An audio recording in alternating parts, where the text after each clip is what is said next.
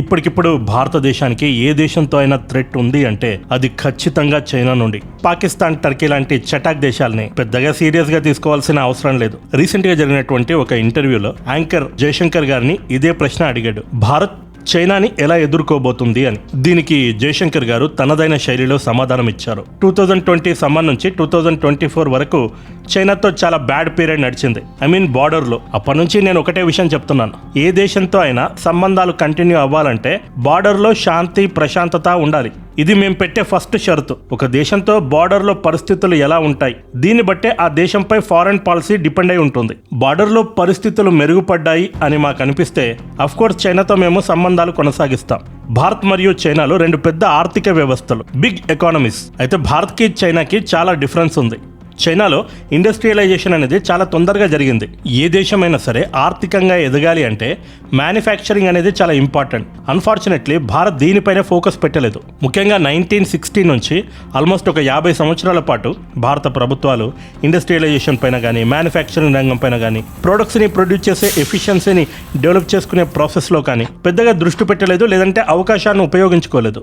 అది different story, అందులోకి నేను వెళ్ళదలుచుకోలేదు. ఇప్పుడు భారత్ తన ఎకానమీని మోడర్నైజ్ చేసే ప్రాసెస్లో ఉంది. ముఖ్యంగా మ్యానుఫ్యాక్చరింగ్ రంగంపై దృష్టి పెట్టాం. చైనా చేస్తున్న బిగ్గెస్ట్ గేమ్ ఏంటి?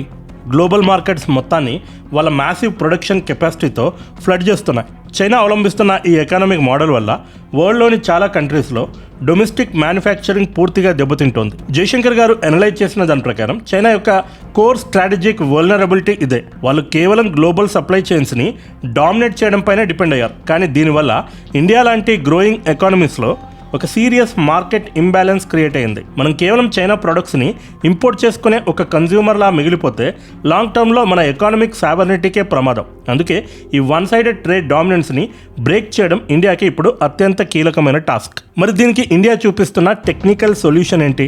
జయశంకర్ గారు ఇక్కడ ఒక బ్రిలియంట్ కాన్సెప్ట్ని ఇంట్రడ్యూస్ చేశారు. గ్లోబల్ లాజిస్టిక్స్ని జస్ట్ ఇన్ టైమ్ మోడల్ నుంచి జస్ట్ ఇన్ కేస్ మోడల్కి షిఫ్ట్ చేయడం. దీన్నే ఒక సింపుల్ మెటాఫర్తో అర్థం చేసుకుందాం. మీ స్మార్ట్ ఫోన్ ఒకే ఒక ఐసోలేటెడ్ సిగ్నల్ టవర్ పైన డిపెండ్ అయితే ఆ టవర్ డౌన్ అయినప్పుడు మీ కనెక్టివిటీ పూర్తిగా కట్ అయిపోతుంది. అదే మల్టిపుల్ టవర్స్ ఉంటే నెట్వర్క్ ఎప్పుడు సేఫ్గా ఉంటుంది. చైనా అనే సింగిల్ సప్లై చైన్ టవర్ పైన గ్లోబల్ డిపెండెన్సీని తగ్గించడమే ఈ స్ట్రాటజీ యొక్క మెయిన్ గోల్. దీనికోసం ఇండియా కేవలం అసెంబ్లీ ప్లాన్స్ పెట్టడం లేదు, డీప్ టెక్నికల్ హార్డ్వేర్ లెవెల్లో సెమీకండక్టర్ ఫ్యాబ్రికేషన్ అండ్ ప్రెసిజన్ ఎలక్ట్రానిక్స్లో మన ఓన్ కెపాసిటీని బిల్డ్ చేస్తోంది. Risk reduction and domestic production పెంచడం ద్వారానే మనం చైనా యొక్క ఈ ఎకానమిక్ లెవరేజ్ని కౌంటర్ చేయగలం. డిప్లొమాటిక్ ఫ్రంట్లో ఇండియా తన అప్రోచ్ని పూర్తిగా మార్చేసింది. పాతకాలం నాటి ప్యాసివ్ పాలసీస్కి ఎగ్జిట్ కార్డ్ ఇచ్చేసి ఒక ప్రొయాక్టివ్ అండ్ డామినెంట్ షిఫ్ట్ని డిస్ప్లే చేస్తోంది.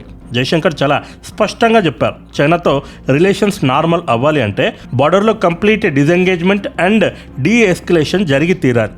బార్డర్లో టెన్షన్స్ మెయింటైన్ చేస్తూ ఢిల్లీలో బిజినెస్ డీల్స్ చేసుకోవడం కుదరదు. ఈ క్లియర్ కండిషన్ ద్వారా చైనాకి ఒక స్ట్రాంగ్ బ్యారియర్ సెట్ చేసింది ఇండియా.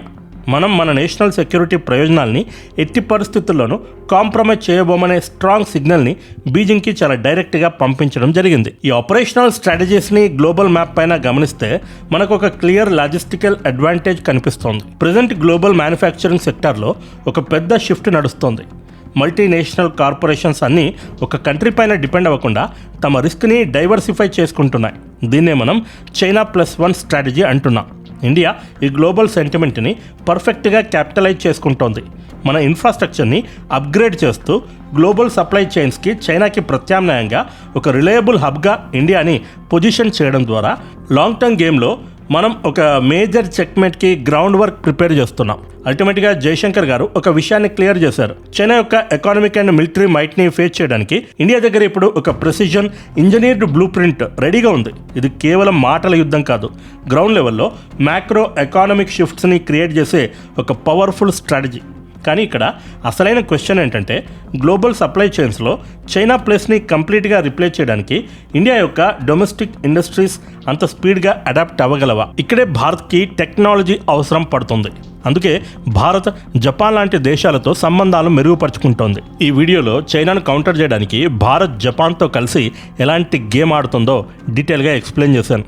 భారత్ దగ్గర మ్యాన్ పవర్ ఉంది, ప్రొడక్షన్ క్యాపబిలిటీ ఉంది. జపాన్ దగ్గర టెక్నాలజీ ఉంది. టెక్నాలజీలో దిగ్గజంగా ఉన్న చైనాకి చెక్ పెట్టాలంటే అదే టెక్నాలజీలో ఒకప్పుడు రారాజుగా ఉన్నటువంటి జపాన్ని రంగంలోకి దింపింది భారత్. చైనాతో త్వరలో లేదంటే ఎప్పటికైనా మరొక యుద్ధం ఖచ్చితంగా వచ్చి తీరుతుంది. ఇది భారత్కి కూడా తెలుసు. అందుకే ఇప్పటి నుంచే చైనాకు చెక్ పెట్టడానికి అన్ని విధాలుగా భారత్ ప్రయత్నాలు జరుపుతోంది. ఒక పక్క లైక్ మైండెడ్ కంట్రీస్తో డీల్స్ కుదుర్చుకుంటోంది.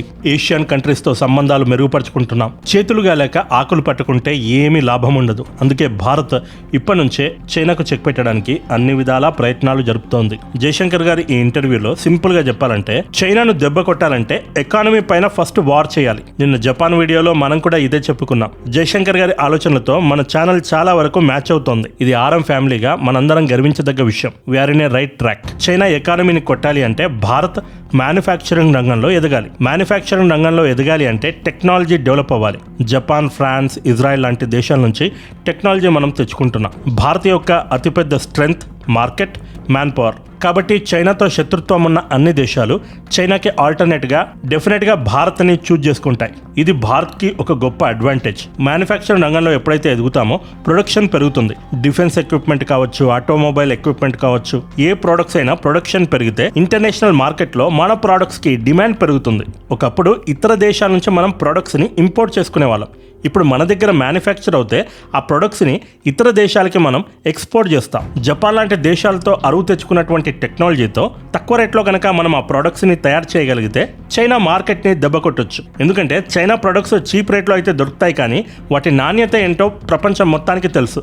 చైనా ప్రొడక్ట్స్కి చాలా బ్యాడ్ నేమ్ ఉంది. క్వాలిటీ పైన కనుక భారత్ ఫోకస్ చేస్తే ఖచ్చితంగా చైనా మార్కెట్ని దెబ్బ కొట్టొచ్చు. చైనా మార్కెట్ ఎప్పుడైతే దెబ్బతింటుందో, తన ఎకానమీ ఎప్పుడైతే ప్రమాదంలో పడుతుందో, ఖచ్చితంగా గాల్వన్ లాగా భారత్తో గిల్లి కజ్జాలు పెట్టుకునే ప్రయత్నం చేస్తుంది.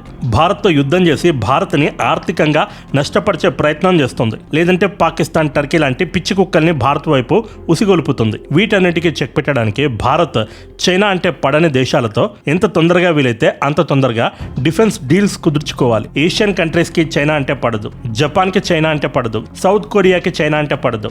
ఇలాంటి లైక్ మైండెడ్ దేశాలతో భారత్ డిఫెన్స్ డీల్స్ ని కుదుర్చుకోవాలి. అట్లీస్ట్ యుద్ధంలోకి రాకపోయినా రేపొద్దున యుద్ధం కనుక స్టార్ట్ అయితే యుద్ధ ప్రాతిపదికన ఈ దేశాలు భారత్కి డిఫెన్స్ ఎక్విప్మెంట్ సప్లై చేసేలా డీల్స్ కుదుర్చుకోవాలి. ఎగ్జాంపుల్, కార్గిల్ వార్ సమయంలో యుద్ధ ప్రాతిపదికన ఇజ్రాయెల్ మనకి వెపన్స్ సప్లై చేసింది. ఇజ్రాయెల్ దగ్గర వెపన్స్ లేకపోతే 24 గంటలు మన కోసం అక్కడి కార్మికులు కష్టపడి యుద్ధ ప్రాతిపదికన ఆ ఎక్విప్మెంట్ని తయారు చేసి మనకు పంపించారు. ఇజ్రాయెల్ లాగా భారత్ మరిన్ని దేశాలతో దోస్తీ కట్టాలి. నిన్నటి వీడియోలో చెప్పాగా, ఒక కర్రని ఈజీగా ఇరగొట్టొచ్చు, అదే 10 కర్రలు ఉంటే విరగొట్టడం చాలా కష్టం. భారత్ దీనిపైన ఫోకస్ చేయాలి. జయశంకర్ గారు కూడా అదే చెప్పారు. ఈ వీడియో పైన మీ అభిప్రాయాలను కింద కామెంట్లో తెలుపగలరు. వీడియో నచ్చితే లైక్ చేయండి, 10 మందికి షేర్ చేయండి. ఇదే వీడియో మరో వీడియోతో మళ్ళీ కలుద్దాం. This is Prashanth signing off. Bye bye and take care. జై హింద్, వందే మాతరం.